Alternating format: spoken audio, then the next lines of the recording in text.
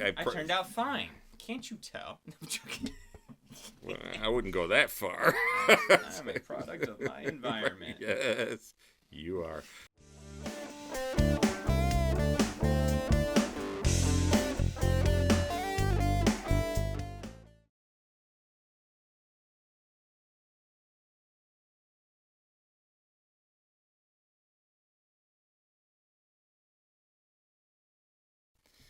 I have a guilty pleasure.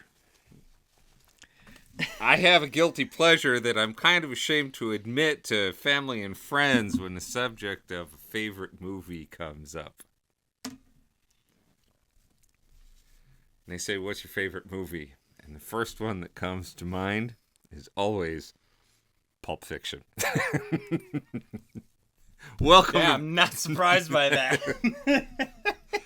Welcome to Pork Chops, Rice, and Peaches. I'm Noah. And I'm Richard. And we're just so excited. The funny thing about this, it's not that I'm ashamed of being a Pulp Fiction fan. It's just that I know that I probably shouldn't be a Pulp Fiction fan because it's wrong on so many levels. It's exactly so many levels. It's wrong, and yet this is just a comedy masterpiece at so many different levels. Comedy masterpiece, dialogue masterpiece.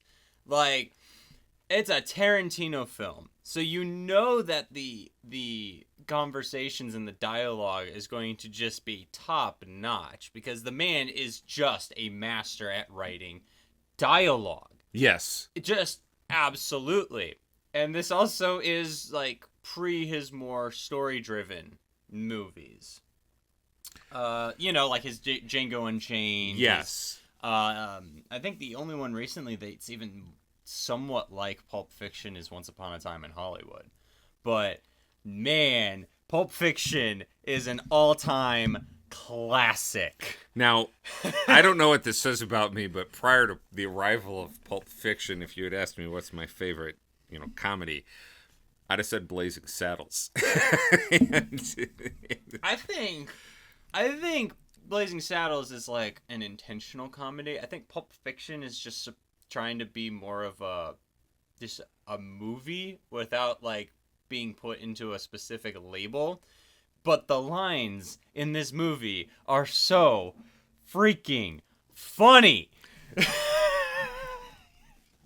And half of them we can't say. Yeah, there's a lot of them. There's a lot of dialogue. A lot of them we can't repeat. That we cannot repeat on the air.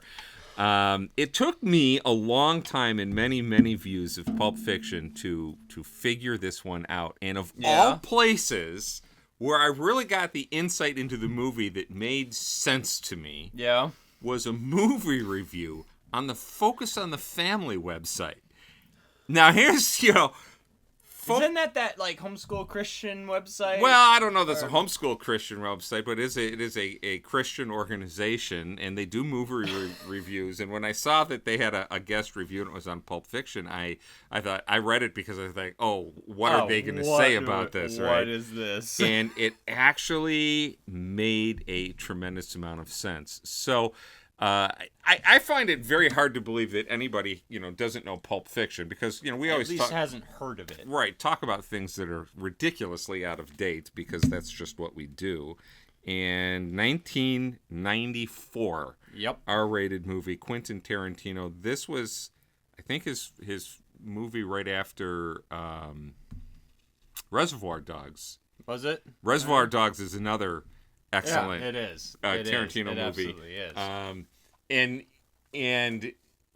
it's one of those movies that 7 Academy Award nominations. Yes, including winning Best Writing. And I'm not surprised.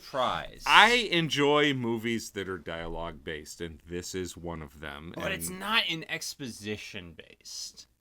Like, none of the dialogue is, like, exposition, and that's what's really great about it. Yes. It's that whole rule of show, don't tell, and he shows with dialogue. Everything.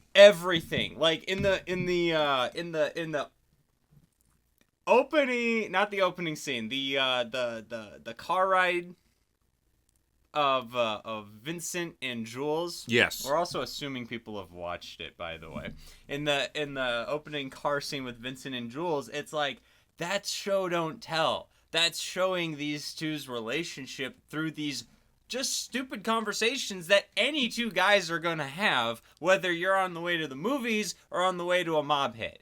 You know, which they happen to be happen to be on the way, and they're very, very casual. This is you feel like these two have been friends for years. They're catching up because they haven't seen each other in a few, and they get along. They enjoy each other's company, and that sets the stage for their interactions for the rest of the movie. I until just this moment, I never would have thought of this as a buddy flick. That storyline is a buddy flick. It's a buddy flick. So most of Pulp Fiction, if you haven't seen John it, Travolta's the straight man. He's kind of like Vincent's kind of like they kind of trade it, but he's for the most part he's the straight man to Jules's crazy thought process where he's just bouncing. Hadn't really thought about that. John Travolta is the Bud Abbott to Samuel Jackson's Lou Costello. He's the Hardy too. Yeah. So if you haven't seen it, if you've bypassed Pulp Fiction, it is the story of two hitmen in it's LA, multiple stories told through vignettes as you follow them either directly or indirectly on this crash course of violence. Yeah. And you do get a couple of stories with, I want to call them outlier characters, they tell an interesting little story in the vignette, but which all connects. All comes together. I think the official description for this movie says it is about two gang members, two gang hitmen, a boxer. I'm trying to remember it because I read it. The lives of two mob hitmen, a boxer, a gangster and his wife, and a pair of diner bandits intertwine in 4 tales of violence and redemption. That's the official description of this movie. Okay. And honestly, that's fantastic. Well, I would watch this movie based off that if I hadn't seen it. It is. Well, and so let's go. Let's key in right on the redemption factor. Jump right in on that because that's honestly one of the. It's like the main focus because that's what the movie ends with. Almost. Well, it does sort of end with it. Jules Winfield, played by Samuel Jackson, Vincent Vega, played by John Travolta, are absolutely unflinching, remorseless, cold-blooded hitmen for their mob boss, Marcellus Wallace. And they're very casual as they go up to get ready for a hit, but they're very professional. They walk in. And they're on time. Wait. They delay it. They're like, we're a little early. Let's hang back for a second. Continue their conversation. 2 minutes later, they go back to the door. The little details in this movie just get me every time. Well, and then they go in, to do the job that they're being paid to do. And Jules Winfield has a biblical quote from Ezekiel that is not really from the Bible. It sounds like it should be from the Bible. It takes pieces from the Bible, but it's not actually from the Bible. Right. And I think isn't it like pieces of like 5 different verses from that like general chapter? I haven't looked into it that far. But it is something that he says right before he's going to kill somebody. And in fact, he says late in the movie, if you heard that meant you'd be dead. You would be dead. And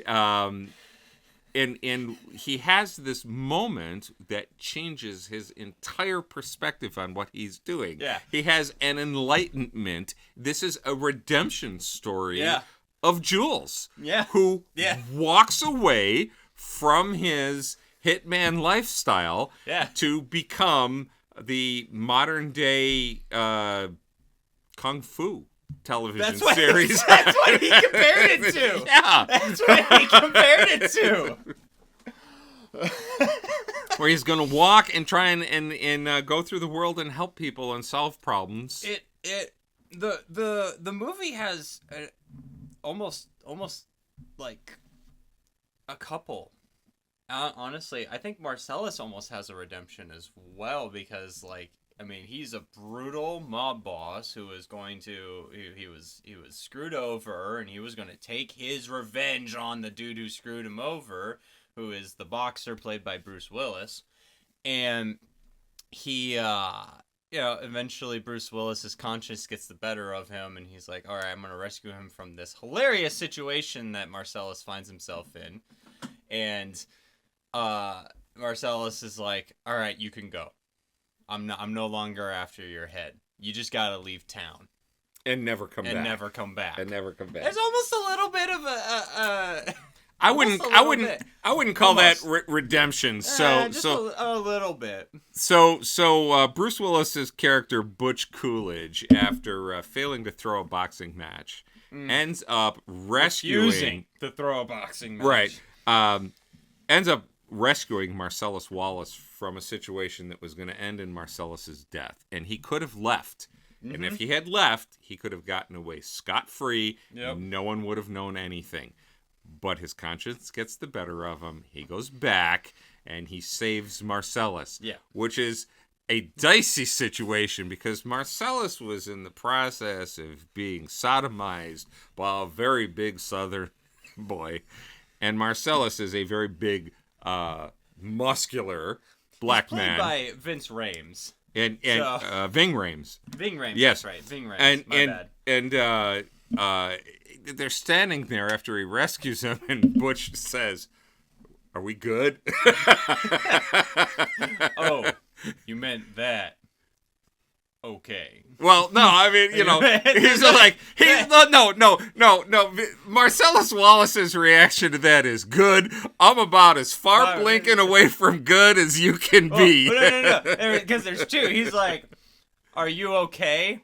He's like, he asks, "Are you okay?" He asks Marcellus, "Are you okay?" He says, "I'm about as far from okay as one can be." Pretty much. Right. These lines are so iconic, but they also have a little bit of Mandela effect on them, where it's like, you hear them and you try to requote them, and it's like a Luke, "I am your father" situation. Oh, it's yeah, not yeah. what I actually said, right. but you get the gist of it.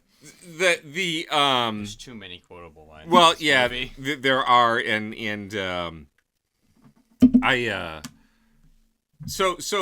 Marcellus. What you saw from Marcellus was gratitude. Yes.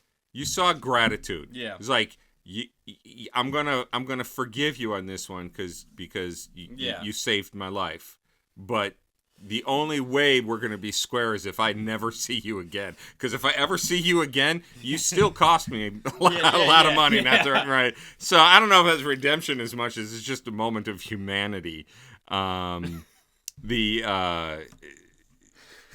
One of the highlights of this movie, and I don't think they could have picked a better actor for this, and that was Christopher Walken as Captain Coons visiting.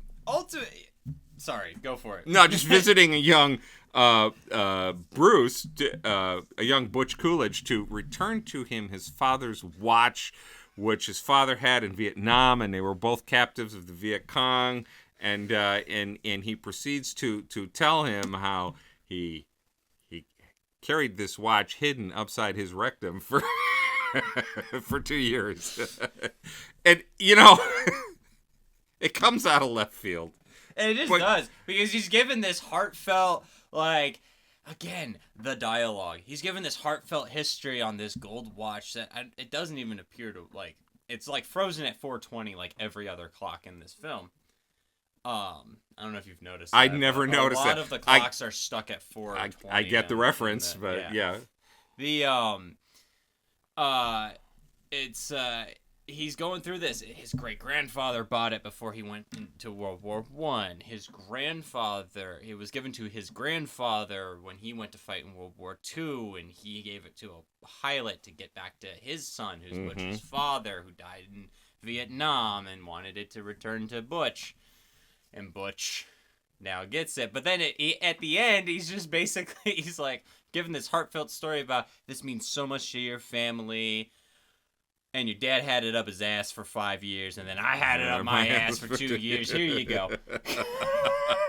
And the 7-year-old boy is sitting there shocked. This uncomfortable piece of metal up my ass for 2 years. You know, see the interesting thing. First of all, Christopher Walken's natural speech pattern is so disjointed. I know that it made the delivery of this story perfect. But you know, I was stunned when I found out that he was a song and dance man and could tap. Have you ever seen? No, I have not. Okay. I need to see this. He was actually good. Christopher Walken was a song and dance man. And you know, I first saw Christopher Walken in a James Bond movie. He was the bad guy trying to blow up a bomb on the fault line in California and flood San Francisco. And so, you know, he was long past his song and dance days. But what I found out, and there's actually a video he did in his 70s you can find online where he's dancing. So I knew John Travolta was dance trained. John Travolta's fantastic. Yeah. You know. Well, also Grease, you know. Well, yeah. Yeah. But I think his interest in me. dance probably precedes even Grease. Probably. Fun fact, so does his interest in Scientology. I just found that funny. This is 1994. He's been in Scientology for a good 20 years at this point, and we're about 6 years away from Battlefield Earth. Wow. At this point in his career. Hey, you know what? If Scientology worked for him, whatever. No comment. They did manage to fit in a John Travolta dance sequence. Yep. It's always fun to watch. The man is entertaining. It's always good to watch him, when he's doing that. Watching this cold-blooded hitman do the twist. It's just... And the Batman. Oh, yeah. This movie is filled with just these surreal moments where it's hard to put together everything that you're looking at. But it all makes sense when you think about it, just because it flows so naturally. Like, their conversations, what leads between everything, it just makes sense. The natural progression of the scenes it feels right. You know, there's only one aspect of this movie that makes me flinch, that makes me uncomfortable. You know what it is, right? Yep. They drop the Lord's name in vain so often that golly, I wish filmmakers would stop. But you can understand why it's perfectly fitting for the scenario. And the movie.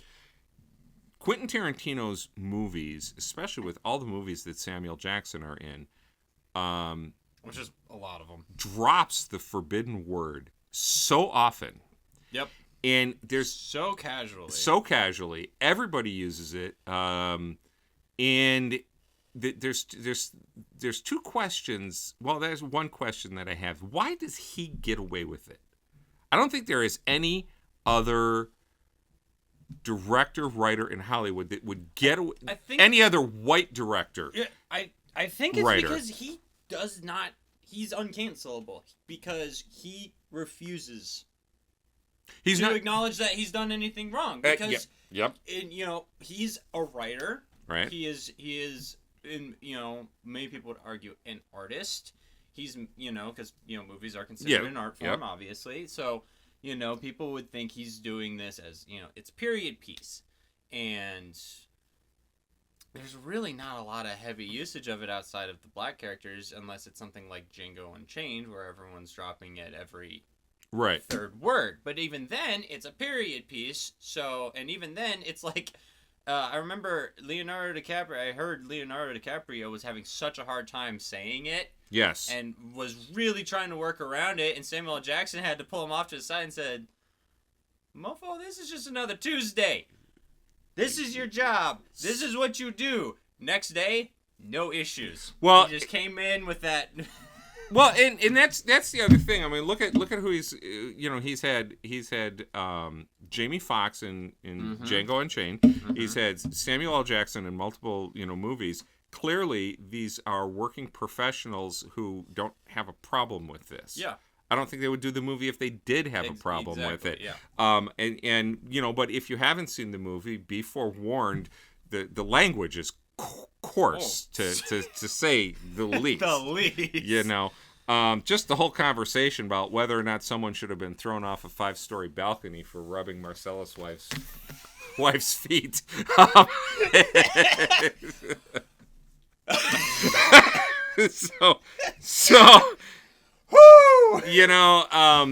There is a scene of absolute ugly drug use that is intermixed with hysterical commentary. Oh, yeah. While someone is in the process of ODing on what looks like honestly, that scene is just funnier now, and I'm just like,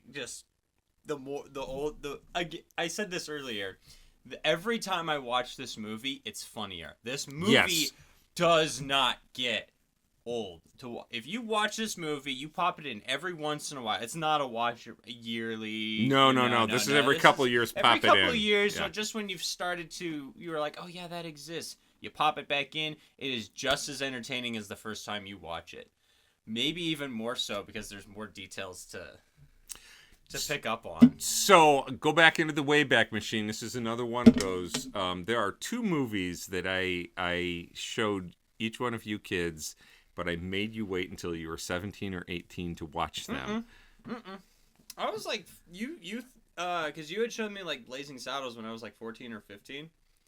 And this was one of them that you were like, all right, we can take a chance with this one. It was on Netflix. I thought I waited because I know I made Jonah wait. You made Jonah wait. And I made your sister wait a long time. No, you let me watch things a lot earlier than those two. The Guinea Pig Child. And then I turned out fine. Can't you tell? No, I'm joking. Well, I wouldn't go that far. I'm a product of my environment. Yes, you are.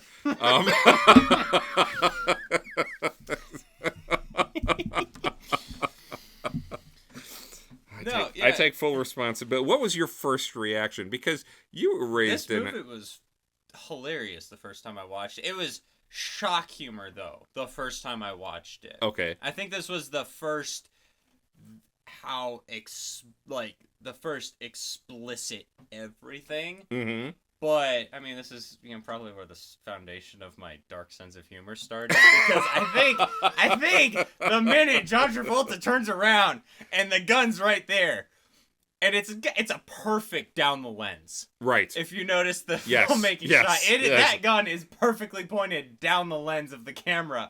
And then he's just talking normally, and all of a sudden, I was dying the first time I saw that, just out of pure shock. Gotcha. Well, and so we're trying very hard not to, for those of you who haven't seen it, you need to go watch this. You'll understand what we're talking about. There's going to be a discussion about graphic content in this. There might be. Harvey Keitel makes an appearance as the wolf. He's the fixer. Oh, he's so good. He's the guy. He's so good. He cleans up from an accidental killing. And he is calm, he is cool, he is collected, he is hysterical. And there are 2 things that one of them is... I know the first one. One of them is... That's a really good cup of coffee. He doesn't even say anything. He asks for a cup of coffee after there was a whole 3-minute spiel about Samuel L. Jackson talking to Quentin Tarantino. Yes, who makes an appearance in a movie. Jimmy. Right. And he's like, this is some real gourmet shit. Yes. Don't worry, I'll bleep everything out. No, leave that one in. And then later, 5 minutes later, Winston the Wolf, he asks for a cup of coffee, he takes a drink, and then he turns around and he's like, and then gets back to work, and it's just all these little details that are just, they're so clean. And they're so funny, and it's so much attention to detail that's it's so good and natural, and it just flows. It adds It adds to the surrealness. How many times have you washed your hands and left dirt on a towel? And then you see these two hitmen. No. I'll do you one better. Yeah. Wash blood off my hands and left blood on a disposable towel. I've been in that situation. Have you been in that been in that situation? You've got to see that conversation in this movie. It is worth just for the price of admission, that conversation alone. Well, for that whole sequence, yeah. That's near the end of the movie, yeah. Is probably my favorite sequence in the movie where they're going through that. Oh yeah. And then and a classic line. Do you like oak? Yeah.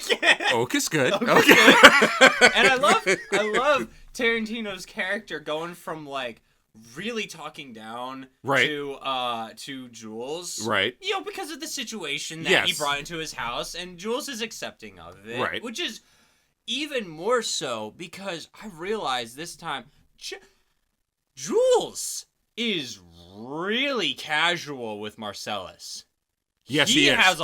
Either he has a lot of respect from Marcellus, or he is just in a really good position with Marcellus that he can talk to a boss that way. Because, man, I can't imagine a lot of people get away with things he said to him on the phone. Yep. What I want to hear is, it's like, oh! Yeah, that's another conversation you can't repeat, but it's a good one. It's hard to talk about a movie where you can't quote half the lines if you want to keep your channel family friendly and clean. And on YouTube. But Pulp Fiction, clearly we enjoyed. Is there anything about Pulp Fiction that you didn't like that you... the only thing about Pulp Fiction is that I feel like Butch's story drags at some points. That's about it. Like, I feel like Butch's story, specifically when they're in the hotel, really drags the situation, and it drags the story out just a little bit longer, and I don't feel like the situation with his girlfriend needed to be there for like the plot. Oh, gotcha. I feel like it tied in very well. It's like you've got this like, I can't tell if she's just a very sensitive person or if he's borderline abusive, kind of thing. And it's although it did give us a great shot of Willis's dong. Oh yeah. Yeah, he steps out of the shower. I noticed that there's a scene where he turns. Yeah, good. I missed that in all 17 viewings, and I could have gone the rest of my life without knowing that. You're welcome. But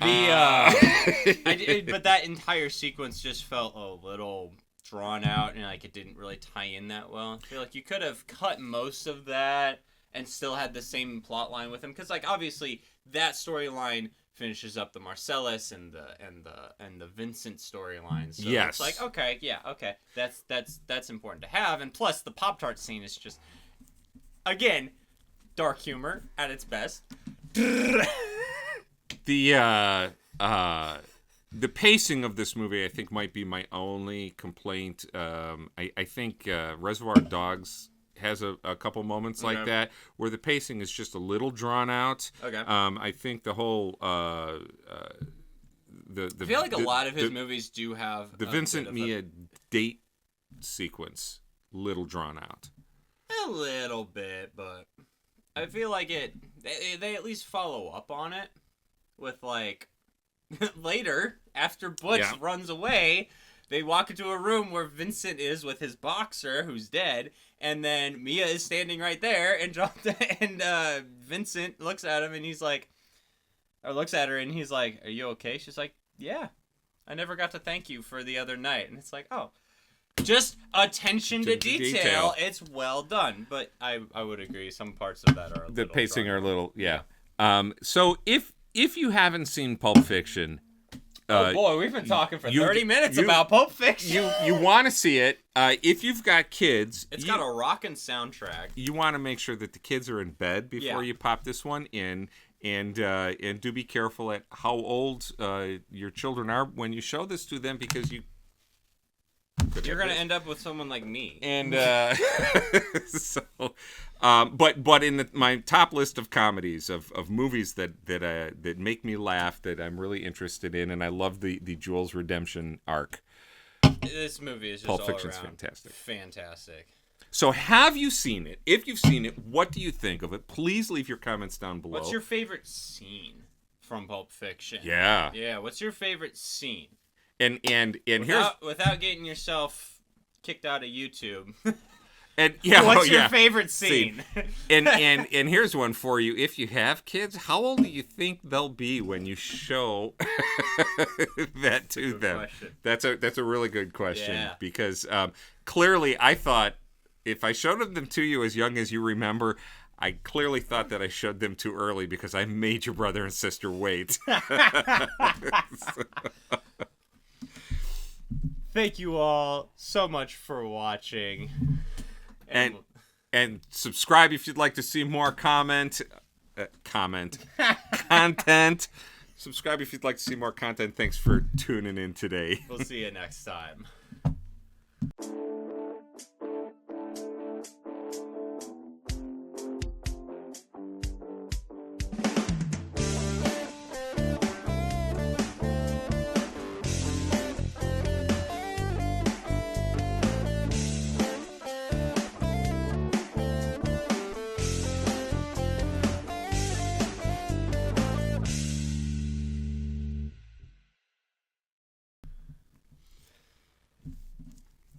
Do you know Danny DeVito executive produced this? Yes, I did not know that until this. I think Danny DeVito was probably responsible for this getting made. One of those things where you needed someone with some juice to to do it. This movie also continues Tarantino's foot fetish. Oh yeah, all his movies. There's not any explicit shots of feet, but they have an entire conversation about foot massages. It's 100% confirmed. He's got a foot fetish. It's just something. It's Tarantino bingo. So Tim Roth, Samuel Jackson, and Tim Roth's character is literally credited in the credit. Pumpkin. Yes. Pumpkin and Honey Bun are their names. They yes. have names, but Pumpkin and Honey Bun are their names in the credits. Yes. Credits.